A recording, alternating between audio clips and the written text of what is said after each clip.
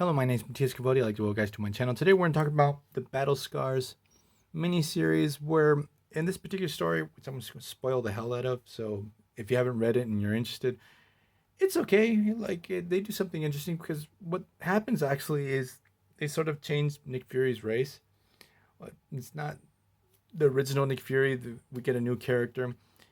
Well, I'm getting ahead of myself, but we go from the Caucasian white Nick Fury to an African American, black African American Nick Fury, and this sort of happens because in the Ultimate Universe, Nick Fury was black, looked just like Samuel L. Jackson, and that really caught on with fans. Like, people liked the idea of a Samuel L. Jackson Nick Fury, up to the point that that actually influenced the casting of the actor Samuel L. Jackson in the MCU. And I just really love his interpretation of that particular character, except in the Captain Marvel movie, which I really hated. So they folded over into the 616 universe this new African American Nick Fury, and they did it, and it's okay. Like, the funny thing is that maybe everyone that read this back in the day knew that that was going to happen, this particular miniseries. I didn't. They always pull a fast one on me in all these type of mystery stories, and I didn't see it coming. So when I got the big reveal, it's like, oh, okay, that's how you're gonna do it. Okay, kudos to you guys. You did it. You put a little effort in there. The story takes place right after the Fear Itself crossover, where Sin teams up with the Asgardian god of fear, the Serpent. They destroy half of the United States Capitol. Bucky was killed for about 15 minutes. Nick Fury gave Bucky the last dose of the Infinity Formula, so he doesn't have any more, because he has to. It seems that he has to use that stuff every once in a while to stay young and fit. We cut to this guy called Marcus Johnson. He's in Afghanistan fighting against the local bad guys.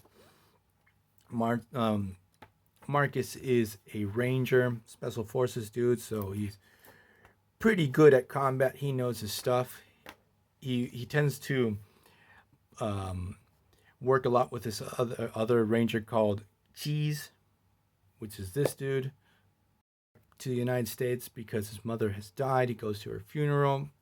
When he goes to her home, he realizes that it's actually not established how she died or what he was told, but we discover that he immediately realizes that she was killed, and he wants to get to the bottom of this situation. So immediately, when he gets out of the house, he's attacked by this group of Russian thugs, try to take him down. He's able to defeat these guys, but then we get Taskmaster, one of my favorite mercenaries out there. I love this character. Marcus has to deal with costume supervillain, and he's able to hold his own, but thankfully Captain America jumps in, helps him deal with this, because obviously Taskmaster's no slouch. He's pretty, like, since he has photographic reflexes, like, he could fight at Captain America's level. He knows how to use a sword at the level of swordsman. He's a super adept archer, so on and so forth. So Marcus is rescued by Daisy Johnson, go out in that famous SHIELD flying car. So we have Johnson & Johnson going back to SHIELD.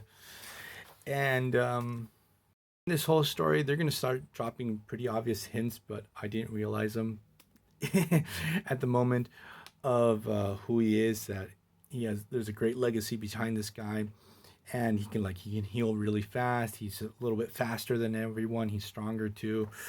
And obviously, spoilers, the big reveal is that this guy is Nick Fury's son, that he kept hidden away because he didn't want him or his mother to have to deal with the dangers of Nick Fury's life.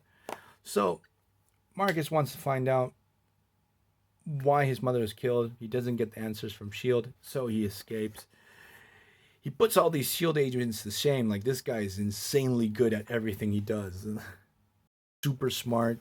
In two instances, he's really effective as investigator, but he's like, the fighting part and using firearms and weird weaponry, like, yeah, I can get it. He was a ranger, and you have to be really good at that type of stuff. Like, they said he went to university too, but like, he's able to track down he's able to track down Taskmaster himself. Like this character is like really hard to find. Super characters are not aware of Taskmaster's existence in the first place. Like, teams up with his buddy Cheese to see if they can get down to the bottom of this mystery. Here's a little nitpick I have with the art. Like here, Cheese seems to have like a 5 o'clock shadow here and here. Here he has a beard, and then the next page he doesn't have a beard anymore. That's probably maybe a colorist issue. I don't know because the artist is the same. Something happened. I don't know, but it sort of rubs me the wrong way.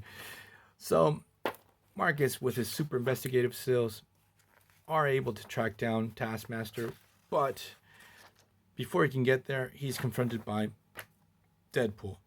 Big price on Marcus's head. Everyone's out to get him.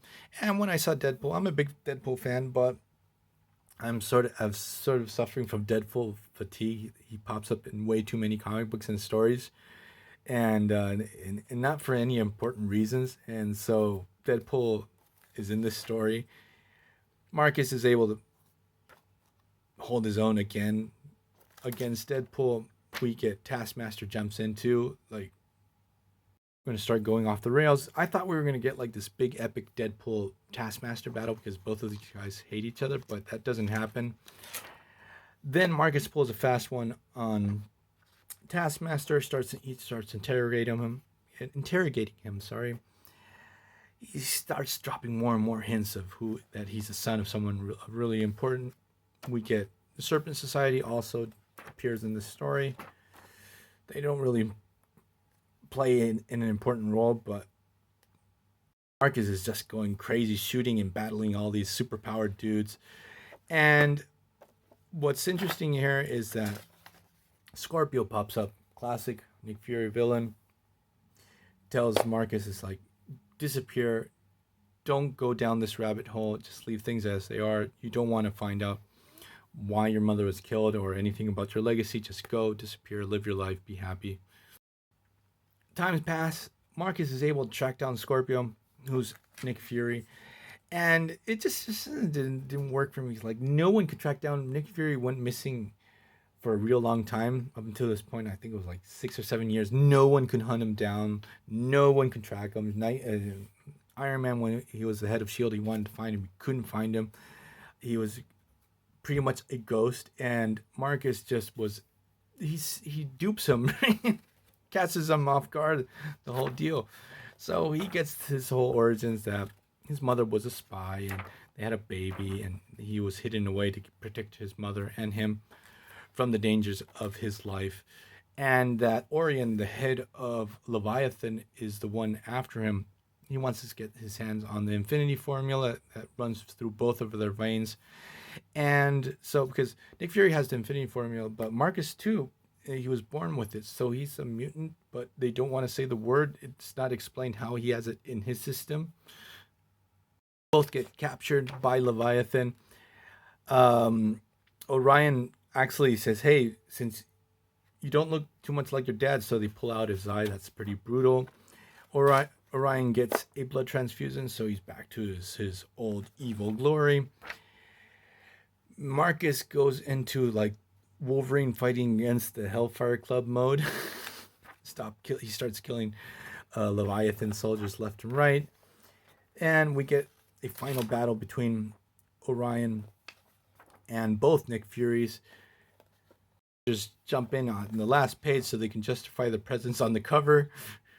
And at the end, when Marcus defeats Orion, he puts a bomb on him. It explodes. It burns all of his hair. He has scars all over the place.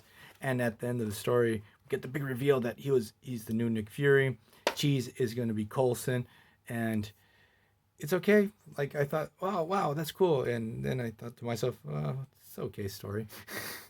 Because Leviathan was so cool, and they destroyed Leviathan in a very uninteresting way. I feel like it was like sort of rushed. They could have told this story with more issues and really fleshed it out. It lacked a lot of meat to the bones. There we go. So, I hope you guys liked this video, and see you guys next time. Bye.